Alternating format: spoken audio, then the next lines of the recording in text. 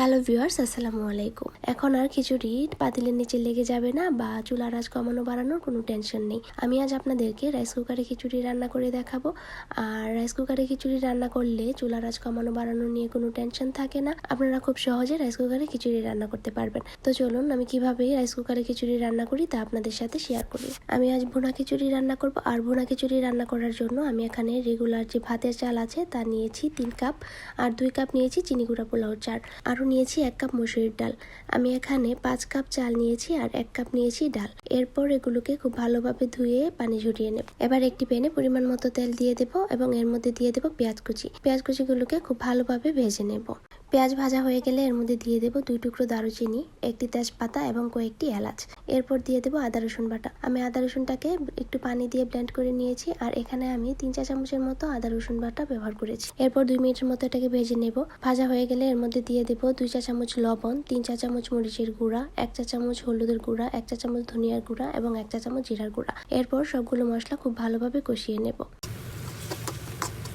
মশলাগুলো কষানো হয়ে গেলে উপরে তেল বের হয়ে আসবে, আর এই পর্যায়ে দিয়ে দেব আলু। আমি এখানে ছোট সাইজের 2টি আলু নিয়েছি। এরপর দিয়ে দেব ধুয়ে রাখা চাল এবং ডালের মিশ্রণ। এবার সবকিছু 2 থেকে 3 মিনিটের মতো ভেজে নেব। যেহেতু আমি আজকে রাইস কুকারে খিচুড়ি রান্না করব, তাই আমি আগে থেকেই 11 কাপ পানি রাইস কুকারে গরম করে নিয়েছি। আমি 5 কাপ চাল এবং 1 কাপ ডালের জন্য 11 কাপ পানি নিয়েছি, আর আমার কাছে এই পরিমাণটাই ঠিক মনে হয়েছে। এবার এর মধ্যে আগে থেকে ভেজে রাখা চাল এবং ডালের মিশ্রণটি দিয়ে দেব। এরপর আমি এর মধ্যে দিয়ে দেব 4টি কাঁচামরিচ, আর আমি এই কাঁচামরিচগুলোকে আস্ত দিয়েছি, ফালি করে দেইনি। এবার একটি চামচের সাহায্যে নেড়ে নেব এবং ঢাকনা দিয়ে ঢেকে দেব। কিছুক্ষণ পর রাইস কুকারের সুইচ যখন বন্ধ হয়ে যাবে, তখন আবারও একটু নেড়ে চেড়ে রাইস কুকারের সুইচটা দিয়ে দেবেন। এভাবে 2 থেকে 3 বার নেড়ে চেড়ে দিলে দেখবেন আপনার খিচুড়িটা খুব সুন্দরভাবে হয়ে গিয়েছে।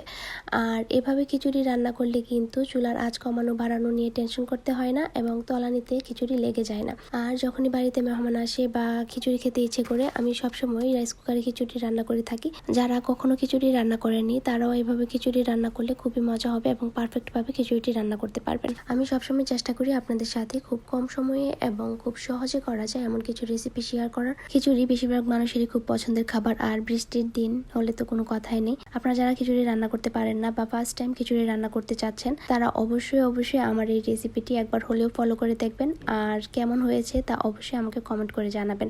আজকে এই পর্যন্তই। সবাই সুস্থ থাকবেন, ভালো থাকবেন। আল্লাহ হাফেজ।